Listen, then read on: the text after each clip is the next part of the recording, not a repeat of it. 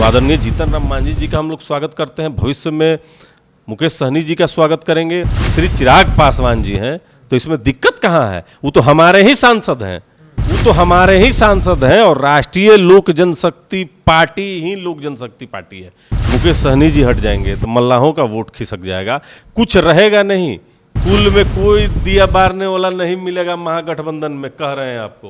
आदरणीय जीतन राम मांझी भांप चुके थे कि नीतीश कुमार जी की लोकप्रियता लगातार गिर रही है और महागठबंधन में वही लोग रह जाएगा जिसका एक दूसरे से स्वार्थ लगा हुआ है। तो हमारे नेता के नेतृत्व में काम करना स्वीकार है तो स्वागत है। लेकिन चूंकि जीतन राम मांझी जी को मालूम था कि बिहार की राजनीति किस करवट लेने वाली है, कई बार उन्होंने कहा कि हमारे पुत्र से ज़्यादा पढ़ा लिखा अभी तेजस्वी प्रसाद यादव नहीं है। नीतीश कुमार जी को प्रधानमंत्री बनना है तो स्वाभाविक है कि उनको लालू प्रसाद यादव जी के सरनम में रहना पड़ेगा। अब लालू प्रसाद यादव जी को अपने सुपुत्र तेजस्वी प्रसाद यादव को मुख्यमंत्री बनवाना है तो उनको नीतीश कुमार जी के साथ में रहना पड़ेगा। पता है सबको कि MY समीकरण के अलावा कुछ नहीं है, कोई नहीं है साथ में। तो बहुत सारी पीड़ा आदरणीय जीतन राम मांझी जी की मन में थी और कहीं ना कहीं अभी हाल फिलहाल में आदरणीय अमित शाह जी से उनकी मुलाकात हुई। कयास तो बराबर लग रहे थे। नीतीश कुमार जी इनको मुख्यमंत्री के पद से हटाए तो अपना दल ही बना लिए। बयान आया कि शायद मैं कुछ समय और मुख्यमंत्री रहता तो गया का विकास ठीक से कर पाता, लेकिन मुख्यमंत्री भी बनाया तो बहुत सारी शर्तें रख दी। नेता के पार्टी को जो उसके बच्चे के समान हो उसको आप कहिए कि हमारे पार्टी में विलय कर लीजिए। नीतीश कुमार जी खुद कितनी बार कह चुके हैं, विजय चौधरी जी से कहवा चुके हैं, और एक दबाव जो बनाने का प्रयास किया जा रहा था उस दबाव से बाहर आदरणीय जीतन राम मांझी जी और संतोष सुमन जी निकलने का काम किए और बहुत जल्द हमको लगता है कि इनकी घोषणा होगी और विधिवत NDA में इनकी वापसी होगी। और आदरणीय जीतन राम मांझी जी के पास अपना वोट बैंक है, सबसे बड़ा चीज़ है। नीतीश कुमार का साथ निभाने का जो कसम जीतन राम मांझी ने खाई थी, आज वो कसम उन्होंने तोड़ दिया। चूंकि उनके बेटे जो बिहार सरकार में मंत्री थे उन्होंने अपने पद से इस्तीफा दे दिया और कई बातें कही, जिसमें एक जो बड़ी बात थी, उन्होंने यह कहा कि लगातार उनकी पार्टी और नेताओं पर प्रेशर बनाया जा रहा था कि अपनी पार्टी हिंदुस्तानी अवाम मोर्चा का विलय जनता दल यू में कर ली जाए, लेकिन हम अपना अस्तित्व जो है वो खत्म नहीं होने देंगे। क्योंकि पार्टी से हमारी पहचान है, अगर हम पार्टी का विलय कर देंगे तो फिर हमारी राजनीति जो है वो खत्म हो जाएगी। बड़ा सवाल कि जीतन राम मांझी लंबे समय से नाराज चल रहे थे और आज उन्होंने बड़ा फैसला लिया है। हालांकि अभी भी वो महागठबंधन में बने हुए हैं। राष्ट्रीय लोजपा के प्रदेश प्रवक्ता हैं चंदन सिंह, जीतन राम मांझी का फैसला कैसे देखते हैं? पार्टी का स्टैंड आपका क्या है? देखिए, बहुत पहले से जीतन राम मांझी जी नीतीश कुमार के साथ में थे। आपको मालूम होगा कि एक बार 2014 के लोकसभा चुनाव में जब नीतीश कुमार जी की बुरी तरीके से हार हुई, उस समय नैतिकता के आधार पर नीतीश जी ने इस्तीफा दिया और जीतन राम मांझी जी को मुख्यमंत्री बनाया। लेकिन मुख्यमंत्री भी बनाया तो बहुत सारी शर्तें रख दी। मुख्यमंत्री आवास में आप क्या कर सकते हैं, नहीं कर सकते हैं, अपने क्षेत्र गया का क्या विकास कर सकते हैं, नहीं कर सकते हैं। अभी हाल फिलहाल में जीतन राम मांझी जी का एक बयान आया था।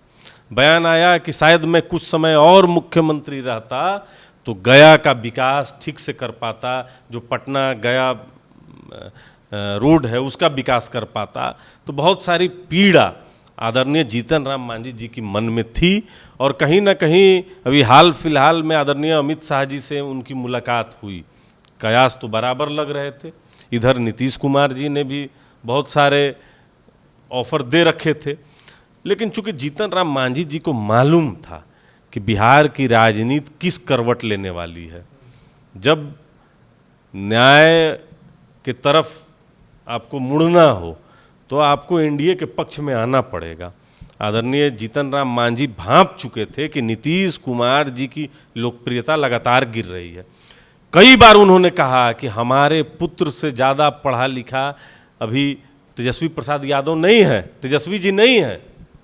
जीतन राम मांझी ने तो स्पष्ट कहा, तो समझने की ज़रूरत थी। और कहीं ना कहीं सबसे बड़ी बात कि अगर किसी भी नेता के पार्टी को जो उसके बच्चे के समान हो उसको आप कहिए कि हमारे पार्टी में विलय कर लीजिए।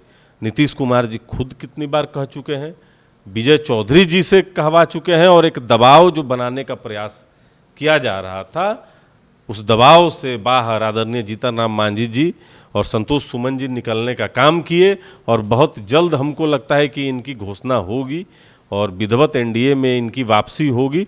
एनडीए को इसमें मजबूती मिलेगा, और आदरणीय जीतन राम मांझी जी के पास अपना वोट बैंक है, सबसे बड़ा चीज़ है, तो बहुत फायदा होगा एनडीए को। कहा जा रहा था कि जब से वो अमित शाह से मुलाकात किए वो बार्गेनिंग कर रहे थे, महत्वाकांक्षाएं इतनी बड़ी थी, इस तरीके से उन्होंने डिमांड रखा जिसे पूरा कर पाना संभव नहीं था, इसलिए भी वो देखे कि भाई यहाँ सीट नहीं मिलेगा वहीं सीट मिलेगा, तो सीट के लिए चलिए अब दल बदल लीजिए, गठबंधन बदल लीजिए।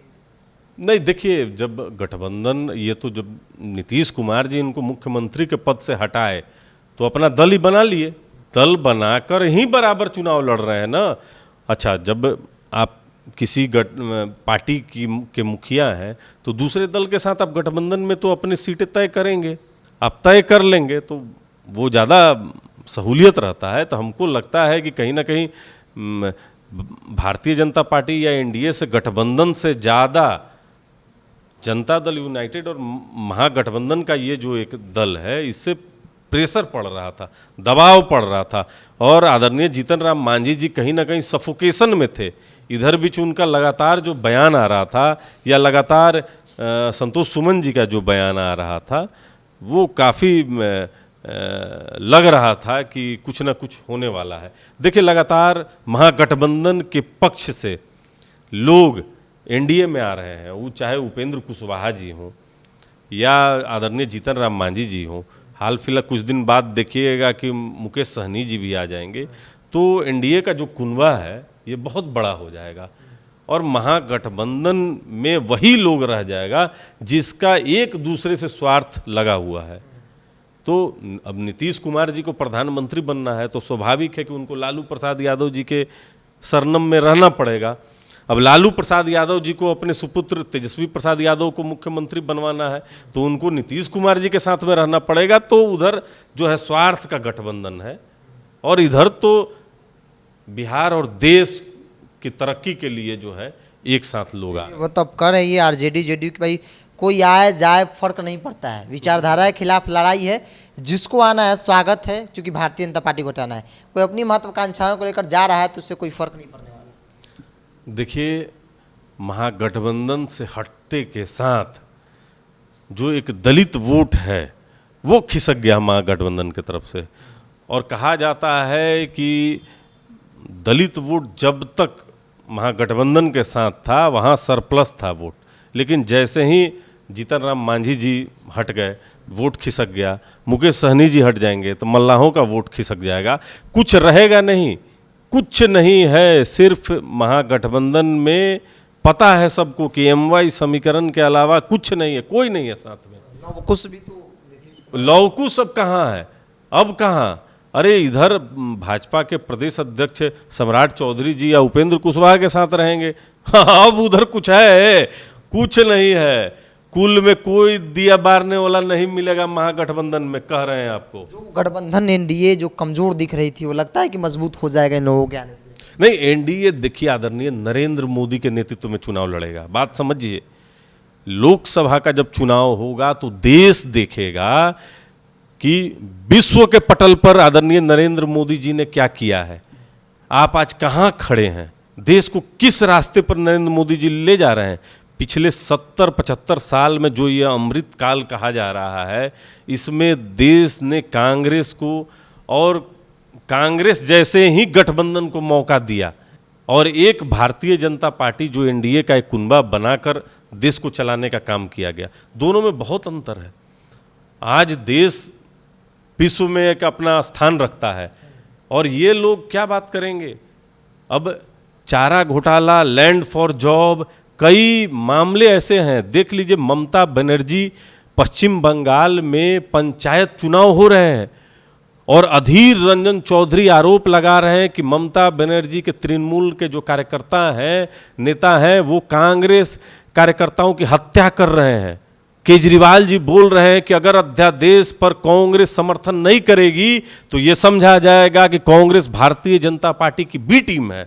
अब बताइए कि 23 जून को यहां जब बैठक होगा तो ममता बनर्जी क्या कांग्रेस के साथ में बैठेगी?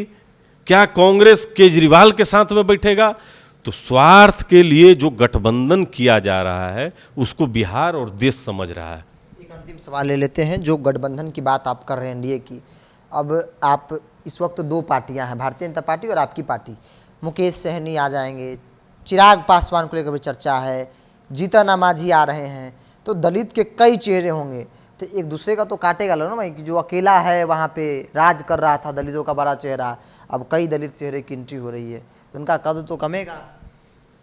देखिए, हम लोग जिस समाज में रह रहे हैं वहाँ कहा जाता है कि अच्छा नेतृत्वकर्ता वही होता है जिसके बागीचे में सभी तरह के फूल खिले हों। तो एनडीए रूपी जो गठबंधन है इसमें सबका स्वागत है और तरह तरह के फूल खिलने के अवसर यहीं पर मिल सकते हैं। हम वैसे लोग नहीं हैं, वैसी पार्टी नहीं है कि अपने दलित भाई का विरोध उस गठबंधन में आने से करेंगे। हम लोग चाहते हैं कि एनडीए मजबूत हो, एक बड़ा कुनबा हो, और जिसके नेतृत्व में देश चल रहा है अभी, माननीय नरेंद्र मोदी जी के नेतृत्व में, हम लोग पूर्णतः देश भी खुश है, हमारी पार्टी भी खुश है। तो आदरणीय जीतन राम मांझी जी का हम लोग स्वागत करते हैं। भविष्य में मुकेश सहनी जी का स्वागत करेंगे, और भी कोई साथी अगर आना, चिराग जी भी आएंगे ना आएंगे तो हम लोग उनका भी स्वागत करेंगे। कहाँ दिक्कत है? अरे जिस दल के नेता आदरणीय पशुपति कुमार पारस जी हैं और जिस दल के सांसद श्री चिराग पासवान जी हैं, तो इसमें दिक्कत कहाँ है? वो तो हमारे ही सांसद हैं, वो तो हमारे ही सांसद हैं, और राष्ट्रीय लोक जनशक्ति पार्टी ही लोक जनशक्ति पार्टी है। तो हमारे नेता के नेतृत्व में काम करना स्वीकार है तो स्वागत है। स्वागत है, लेकिन बड़ा सवाल है कि क्या जीतन मांझी वापसी करने जा रहे हैं एनडीए में। हालांकि उन्होंने कहा कि वो भी आएंगे और मुकेश सहनी भी आएंगे। अगर चिराग पासवान आ रहे हैं, नेतृत्व को स्वीकार कर रहे हैं, तो फिर उनका भी स्वागत है। चूंकि बगीचे में हर तरह के फूल होंगे तभी उसकी सुंदरता जो है वो देखने को मिलेगी। बड़ा सवाल के साथ आपको छोड़ जाते हैं कि क्या वाकई में जीतन मांझी वापसी करेंगे। अगर आप मेरे वीडियो को यूट्यूब पर देख रहे हैं तो यूट्यूब चैनल को सब्सक्राइब कर ले, फेसबुक पर देख रहे हैं तो फेसबुक पेज को लाइक कर ले, ताकि हर छोटी बड़ी अपडेट आप तक पहुंचाते रहें।